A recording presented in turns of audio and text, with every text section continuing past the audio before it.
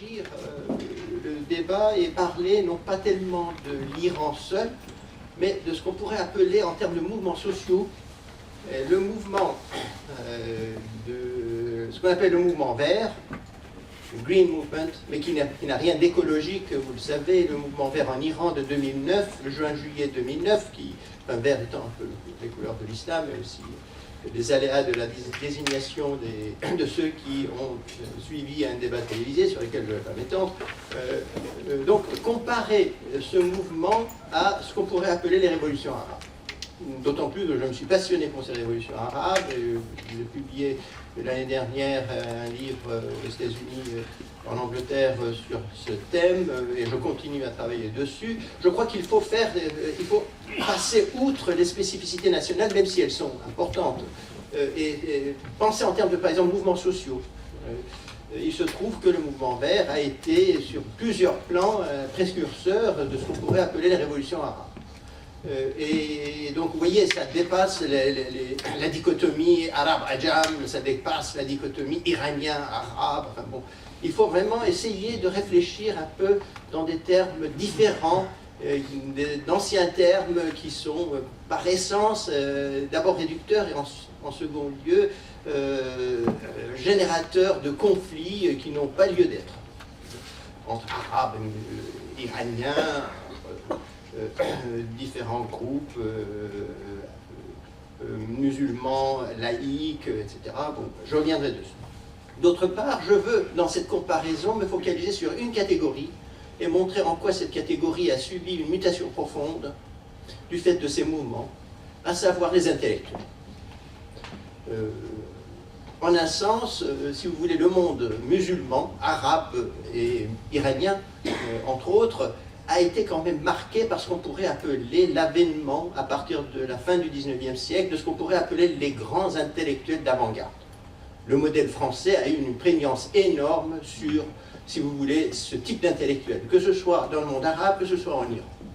Et ces intellectuels d'avant-garde, que j'appelle les intellectuels grandiloquents, si vous voulez, ont été marqués par un certain nombre de caractéristiques dont certaines ont été empruntées à ce qu'on pourrait appeler le modèle français, le modèle occidental, et d'autres qui ont été reliés à ce qu'on pourrait appeler aussi la spécificité du monde musulman, notamment le monde arabe, le monde iranien, dans leur configuration géographique au Moyen-Orient, en Afrique du Nord, et surtout en relation avec ce qu'on pourrait appeler le ressentiment vis-à-vis de l'Occident. Une grande partie des intellectuels arabes et iraniens ont été marqués par cette espèce de rancœur, de ressentiment, d'antagonisme, si vous voulez, vis-à-vis de l'Occident, à juste titre, en grande partie, du fait de la domination coloniale, du fait de la manière dont les pouvoirs occidentaux ont traité le monde musulman, notamment arabe, avènement d'Israël, forme d'assistance inconditionnelle, si vous voulez, contre les États arabes à Israël, et d'autres thèmes, invasion, si vous voulez, de l'Irak, au mépris des règles internationales, bref, un certain nombre de choses qui ont fait qu'une grande partie des intellectuels du monde musulman, les intellectuels d'avant-garde, étaient marqués, si vous voulez, par ce ressentiment et ce rancœur. Cette façon de concevoir, qui est liée aussi à une forme de tiers-mondisme, ne doit pas nous faire oublier aussi le caractère destructeur de cette dimension-là. Je veux dire, et là je fais appel à Edward Said, qui évidemment a eu un apport énorme dans la compréhension des phénomènes liés à, je dirais, à l'anthropologie et aux sciences sociales coloniales, mais qui quand même a eu aussi cette influence de cantonner le phénomène dans une dimension dénonciatrice. C'est-à-dire ne pas aller au-delà, et du moins l'influence qu'il a exercée directement ou indirectement sur un certain nombre d'intellectuels dans le monde musulman était plutôt dans cette espèce de rancœur intériorisée. Ce qui fait qu'on était constamment dans un rapport amour-haine vis-à-vis de cet Occident qu'on dénonçait, mais cette espèce de relation était à base de ressentiment au sens nietzschéen du terme, quasiment. Et c'est pour cette raison d'ailleurs qu'on arrivait mal à surmonter cette espèce de complexe d'infériorité pour affirmer la spécificité du monde arabe, du monde iranien, du monde musulman, dans une forme, dirais-je, de rapport beaucoup plus pacifié, beaucoup plus neutre vis-à-vis de cet Occident dominateur.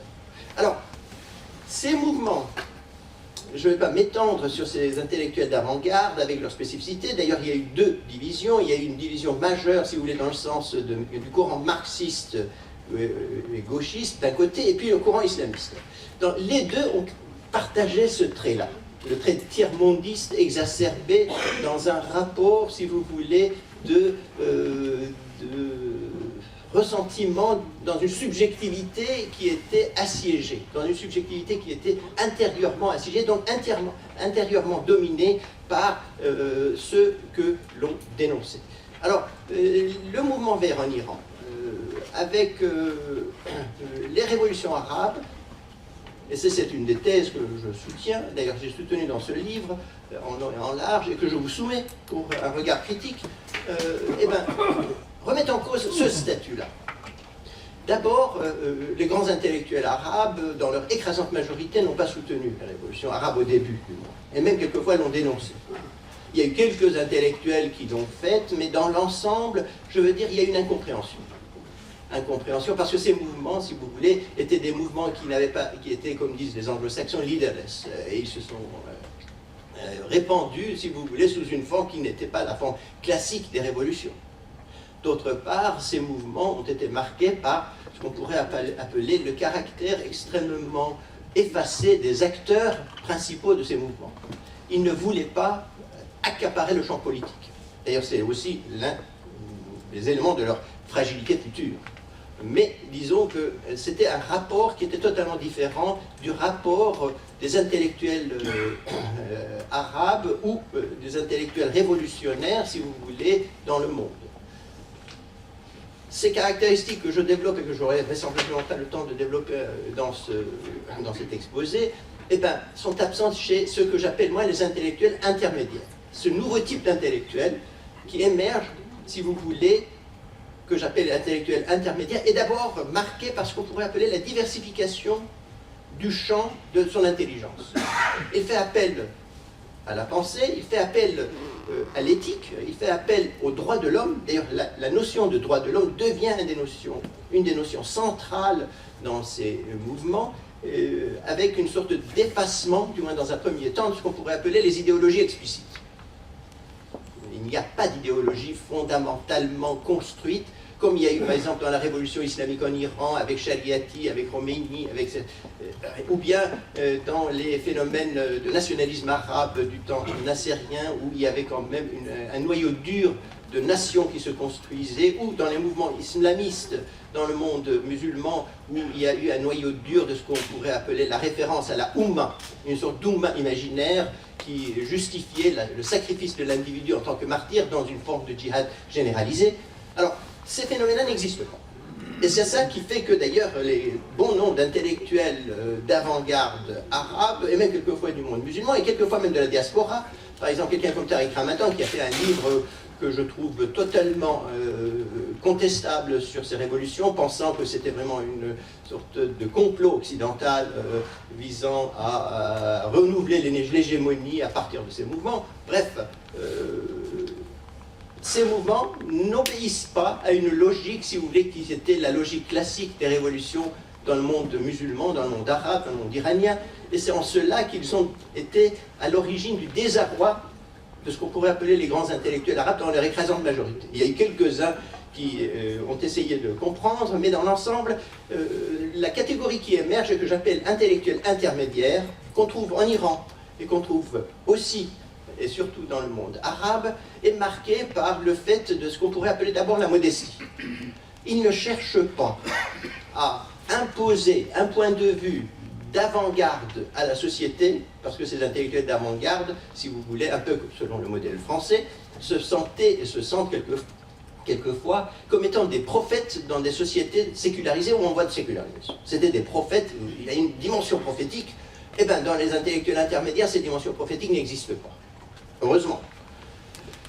La seconde caractéristique de ces intellectuels, qui luttent et affirment, si vous voulez, leur vision dans la contestation des pouvoirs autoritaires, des autocraties arabes.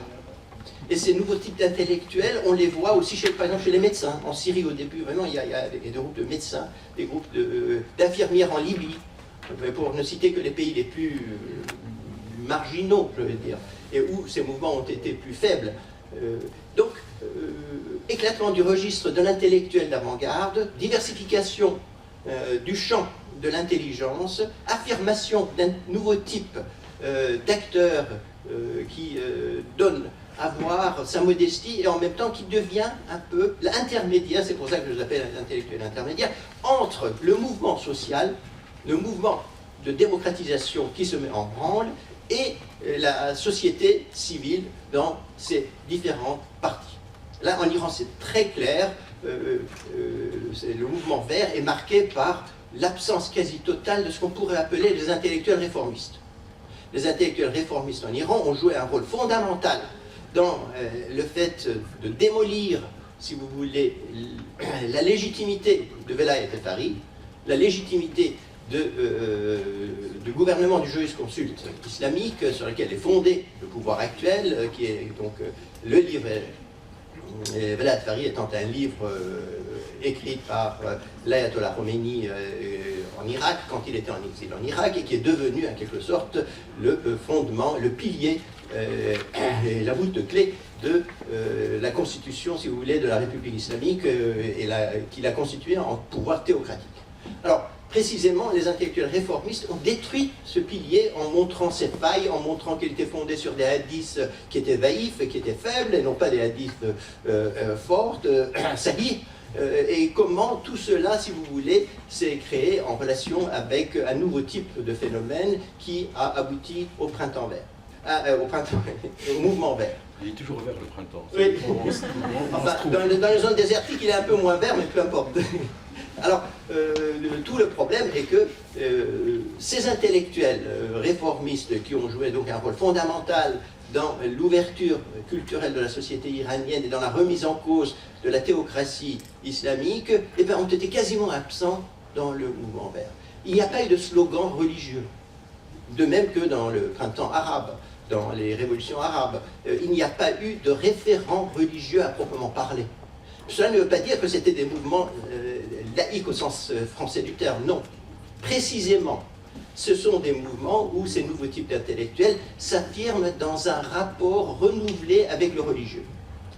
Je n'ai pas le temps de développer l'ensemble de ces phénomènes, mais dans la première période des révolutions arabes, parce qu'il y a deux périodes, du moins jusqu'à présent, et de même il y a deux périodes dans le mouvement vert en Iran, dans la première période, qui est la période euphorique, la période, si vous voulez, du renversement du pouvoir autocratique, on voit l'émergence de ces intellectuels, on voit la constitution d'un champ culturel nouveau en effervescence, où l'interaction entre les différents participants me paraît fondamentale et prime sur ce qu'on pourrait appeler la religiosité explicite. Ça me fait penser à ce que disait Montaire ce matin au sujet de la nouvelle définition du religieux. Et bien, dans ces mouvements, on a cette mise en pratique, sans qu'il y ait un référent théorique, de cette façon de construire le religieux et le profane dans une forme d'échange généralisé où, précisément, on évite la frontalité.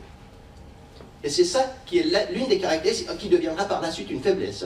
Mais au début, précisément, la double dichotomie qui marque le champ culturel et politique du monde musulman, à savoir la distinction entre les laïcs et les islamistes et les religieux, et la distinction entre le profane et le politique, eh bien, tout cela est dans un sens résolu par ce qu'on pourrait appeler une pratique de la latéralité. Moi, je l'appelle une pratique de la latéralité, c'est-à-dire une manière d'engager la pratique qui surmonte ces dichotomies, ces antagonismes à partir de la pratique quotidienne. Par exemple, sur la place Tahrir, on voit bien qu'on organise un certain nombre de cérémonies où les Coptes font leur rituel religieux et les musulmans le font et ils font ensuite main dans la main. Évidemment, il n'y a pas une théorie sous-jacente à cette forme-là, mais c'est dans la pratique même que cela se constitue. Et cette pratique, évidemment, est marquée par une certaine fragilité, comme on le verra par la suite, mais c'est quand même l'irruption d'une nouvelle forme de religiosité, de nouvelle subjectivité qui construit ce que moi j'appellerais les fondements d'une société civile future. Et c'est dans cette espèce de pratique qui est marquée par, d'une part, la latéralité, d'autre part, par ce que j'appelle, moi, l'ambiguïsation volontaire, à savoir, on ne tranche pas, on essaie de contourner. On n'essaie pas d'affirmer que l'islam, par exemple, ne doit pas intervenir dans le champ politique, mais on fait en sorte qu'une certaine vision de soi dans la dignité puisse affirmer le primat de la citoyenneté. Donc, vous voyez, il y a des contournements, des pratiques de contournement qui sont d'une très grande finesse. Et bon, évidemment, dans cette ritualisation de ce phénomène, que ce soit sur la place Tahrir, que ce soit en Tunisie, par exemple, dans les petites villes, ou à la fin, si vous voulez, dans l'avenue Bourguiba, on voit bien comment il y a, dans cette première période des révolutions arabes, une remise en cause de cette frontalité intolérante et, dirais-je, cassante, inflexible, où les islamistes s'opposent aux laïcs, les partisans de l'occidentalité totale, dont certains intellectuels ont été les chantres dans le monde musulman, s'opposent aux partisans de l'islamité totale. Bref, on évite cela. Et c'est cet évitement qui est fondamental. Je veux ouvrir une parenthèse, dire que cette pratique de tolérance dans les faits rejoint en partie l'histoire européenne. Il y a des travaux historiques pionniers sur la Suisse d'ailleurs, mais aussi sur d'autres parties du monde occidental qui montrent que, par exemple, la manière dont on est arrivé à un compromis entre protestants et les catholiques n'a rien à voir, du moins dans un premier temps, à partir du XVIe siècle, à ce qu'on pourrait appeler la tolérance qui a été codifiée par la suite à partir de la fin du XVIIIe siècle. C'est plutôt le fait qu'on s'est dit que cette guerre sans fin entre les deux, avec des tueries, avec des incompréhensions mutuelles, ne pouvait pas durer ad vitam aeternam.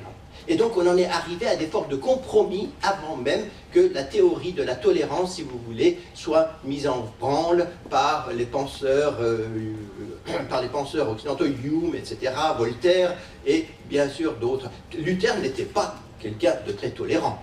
Il ne faut pas se faire leurrer. Mais cette espèce de pratique implicite dans des rapports qui se nouent et qui se mettent à l'épreuve les unes des autres est l'un des fondements, si vous voulez, de cette tolérance. Moi, j'ai l'impression que le printemps arabe, de même que le mouvement vert en Iran, le montre. D'ailleurs, le montre aussi en rappelant dans la relation de genre.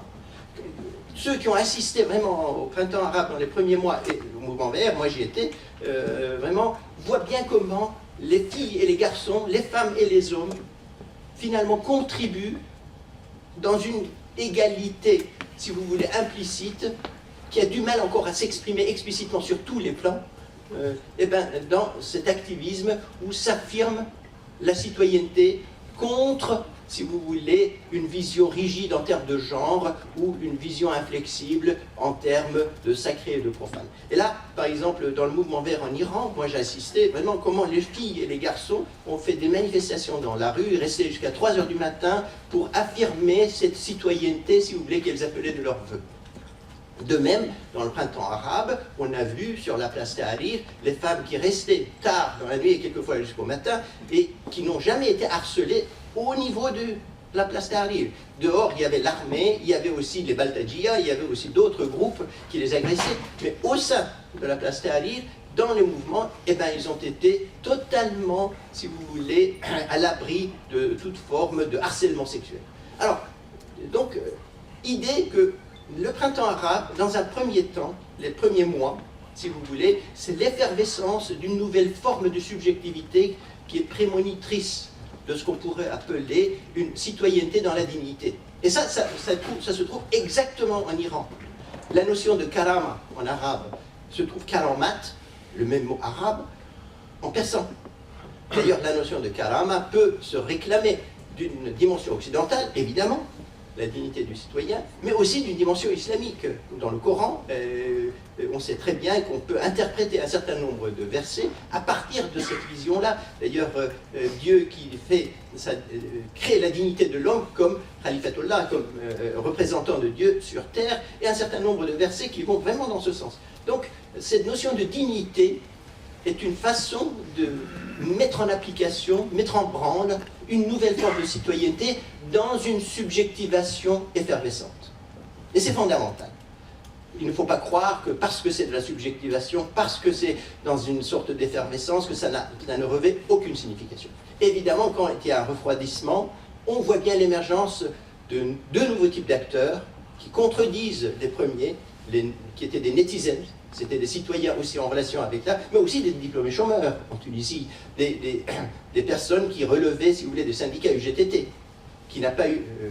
le rôle de syndicat dans la révolution tunisienne a été de loin plus important que le rôle de syndicat en Égypte, parce que c'était dominé par le pouvoir, et il y a seulement un syndicat dissident qui a pu avoir une influence dans les derniers jours de la révolution égyptienne. Bref, le premier temps, c'est quand même la constitution subjective d'une société civile en effervescence. Et cette société civile marquera des traces. Il ne faut pas croire que c'est une période d'instabilité qui sera surmontée. D'ailleurs, on voit bien maintenant qu'il y a le retour de ces formes-là, mais sous une forme plus institutionnalisée. Alors, ces intellectuels intermédiaires qui agissent sur une pluralité de registres interviennent en quelque sorte dans ce qu'on pourrait appeler la construction d'une vision de soi et de l'Occident qui est différente de celui des intellectuels d'avant-garde majoritaires arabes. Quand je dis les intellectuels d'avant-garde marqués par la rancœur, etc., évidemment, on ne peut pas le généraliser à tout le monde. Il y avait des exceptions. Par exemple, notre ami Hassan Hanafi n'était pas dans ce cadre-là. Quand il développait des choses, on voyait bien qu'il y avait une part d'initiative positive. Alors que nombre d'intellectuels du monde musulman, marqués par ça, d'ailleurs, on voit bien quand ils faisaient référence, et ils font toujours référence, si vous voulez, à cette notion de Mostaghrab, ou de Qabzadeh en persan. On sait bien que Jalal al-Ahmad a fait un livre qui a été traduit pratiquement dans toutes les langues, qui c'est Qabzadeghi, c'est-à-dire la maladie occidentale. C'est-à-dire nous sommes non pas dominés seulement économiquement, nous sommes dominés dans notre mentalité, dans notre intelligence, dans notre intériorité, dans notre subjectivité la plus profonde, par ce qu'on pourrait appeler une occidentalité maladive, puisque ça dénature notre existence, ça nous rend incapables d'être des êtres humains. Or, tout ce phénomène, cette espèce de complexe d'infériorité liée à l'Occident est surmonté dans ces mouvements. On ne parle plus de l'Occident, ou on ne parle que comme témoin de la légitimité de ces mouvements en termes d'une démocratie qui est autochtonisée. C'est plus la démocratie, d'ailleurs, si vous vous en souvenez bien, du temps de Nasser, de même du Shah d'Iran, quand on parlait de ça, on vous traitait d'occidentalisé, c'est-à-dire vous prenez des notions occidentales. Et bien pour la première fois, de manière massive, évidemment quelques intellectuels refusaient cela, mais de manière massive, pour la première fois, dans le monde arabe, dans le monde iranien, dans le monde musulman, on voit l'émergence de cette dignité du citoyen qui se conjugue en relation avec une démocratie qui ne se réfère même pas à l'Occident. C'est devenu une exigence naturelle, en quelque sorte légitime, de ce qu'on pourrait appeler le nouvel individu.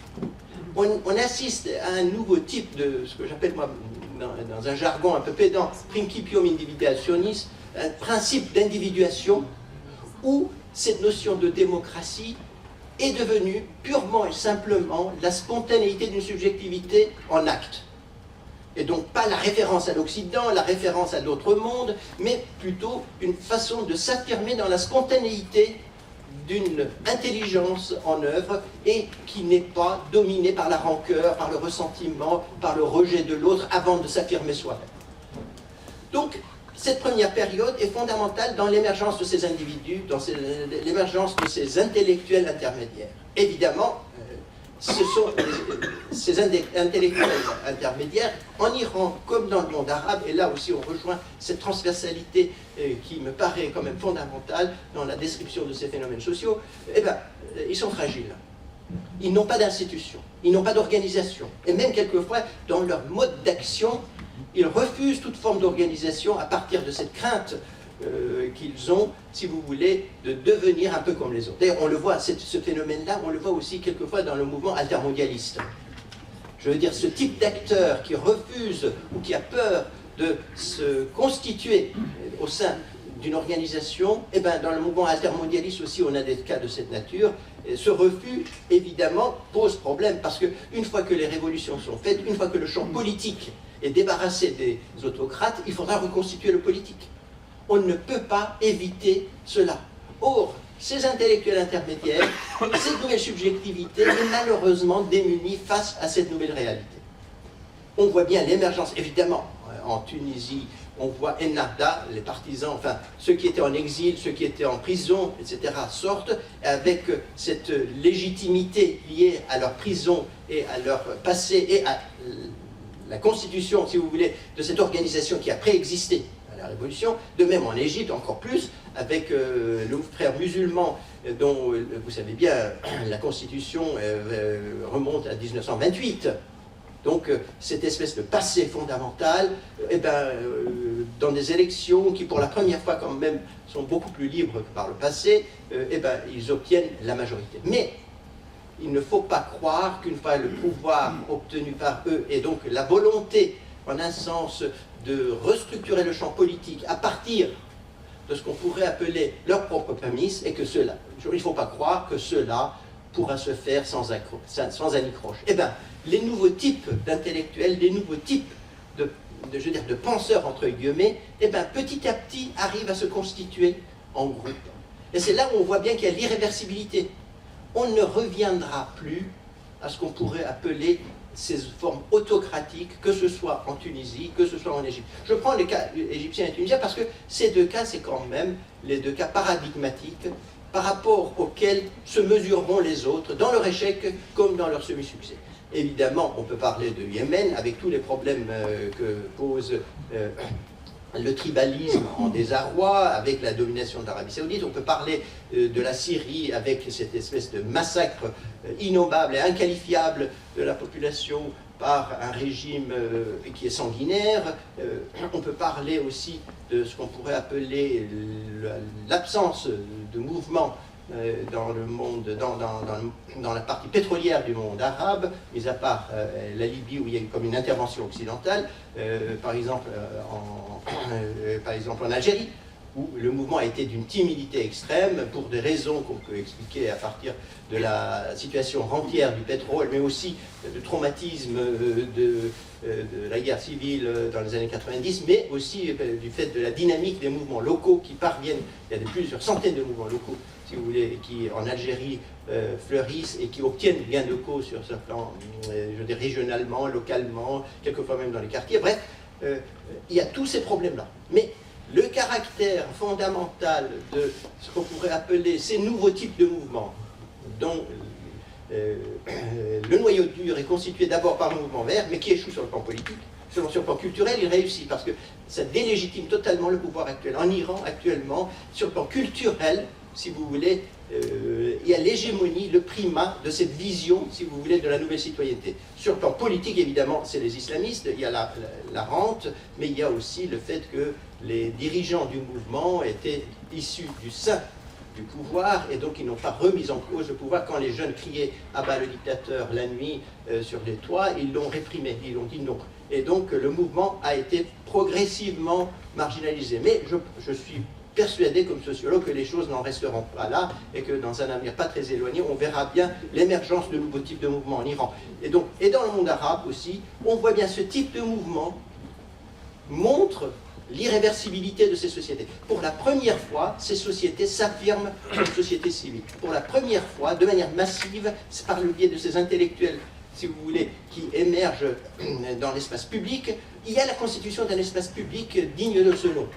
Pour la première fois, on voit l'émergence de ce qu'on pourrait appeler la revendication d'une démocratie qui ne serait pas la reproduction aveugle ou servile de ce qu'on pourrait appeler la démocratie occidentale. Pour la première fois, on voit bien dans la notion même de dignité un rapport à l'islam qui se conjugue dans la latéralité, qui se conjugue dans le primat de la pratique, et où la notion de la dignité du citoyen tente de jeter un pont entre ce qu'on pourrait appeler des exigences contradictoires entre l'islamité radicale et la laïcité radicale. Donc, moi je crois que ces mouvements marquent l'avènement d'un nouveau type d'individu, d'un nouveau type d'intellectuel qui, tout en étant extrêmement fragile et montrant leur fragilité actuellement sur la scène, eh ben, sont marqués par ce qu'on pourrait appeler une nouvelle modernité. Il y a trois modernités fondamentales, évidemment, là c'est aussi une analyse qui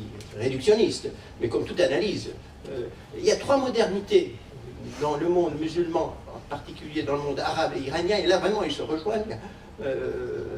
La différence iranien-arabe me paraît là vraiment insignifiante. C'est d'abord ce qu'on pourrait appeler l'autoritarisme nationaliste. Il y a eu cet autoritarisme nationaliste dans certains pays avec la remise en cause du colonialisme, dans d'autres avec la remise en cause de l'hégémonie occidentale, sans qu'il y ait eu un colonialisme direct. Par exemple, l'Iran n'a pas eu de colonialisme direct, mais ces nationalismes ont été marqués du sceau de l'autoritarisme. Par le haut, l'individu doit se sacrifier à la nation. Et cela il n'existe que dans ce sentiment, dans cette volonté de sacrifice de soi. Donc, primat, transcendance de la nation sur l'individu. Les mouvements islamistes sont marqués par le primat, si vous voulez, la transcendance, la primauté absolue, ce qu'on pourrait appeler la Oumma sur l'individu. Là aussi, c'est le martyr. L'individu ne peut se réaliser qu'en tant que martyr au service du mouvement. D'ailleurs, cette espèce d'idée qu'il faut que le sang verse pour que l'arbre de l'islam puisse prospérer est vraiment très présente, prégnante dans les mouvements islamistes et leurs intellectuels qui, en un sens, rejoignent les intellectuels, dirais-je, tiers-mondistes, nationalistes dans leur sentiment d'antagonisme insurmontable vis-à-vis de l'Occident. Alors, le troisième, c'est ça. Pour la première fois, de manière massive, pas seulement dans des cénacles intellectuels, pas seulement dans des cercles restreints, pas seulement dans des groupes déterminés, eh bien, de manière massive, on voit l'émergence de cette nouvelle subjectivité. Et la subjectivation qu'il met en branle engendre, malgré tous les obstacles qu'on connaît, une économie dépendante du tourisme en Égypte et en Tunisie, une structure qui est quand même marquée par une corruption profonde, un appareil d'État qui pose énormément de problèmes. Bref, tous ces problèmes, malgré cela, eh bien, cette irruption de la nouvelle subjectivation me paraît montrer l'irréversibilité de cette modernité dans cette partie du monde où on a vraiment un nouveau type d'individu qui ne se définit plus comme étant victime de l'Occident, qui ne se définit plus comme étant, en un sens, subordonné à une logique supérieure et écrasé par une logique d'État, et qui réclame sa dignité. Il appelle les gouvernants, il appelle le pouvoir, l'État, à respecter l'individu pour la première fois. Il n'a pas honte de dire « moi ». Voilà. C'est la première fois que, sous une forme, dirais-je, généralisée dans les nouvelles générations, on voit un individu qui dit « moi, j'existe ». Mais dans cette existence, évidemment, je reconnais un certain nombre de devoirs de citoyen, mais j'ai aussi des droits. Et c'est cette affirmation de droit, de soi, dans la dignité, qui me paraît fondamentale, malgré toutes ces péripéties tragiques qui entourent un certain nombre de ces révolutions dans le monde arabe. Merci de votre attention.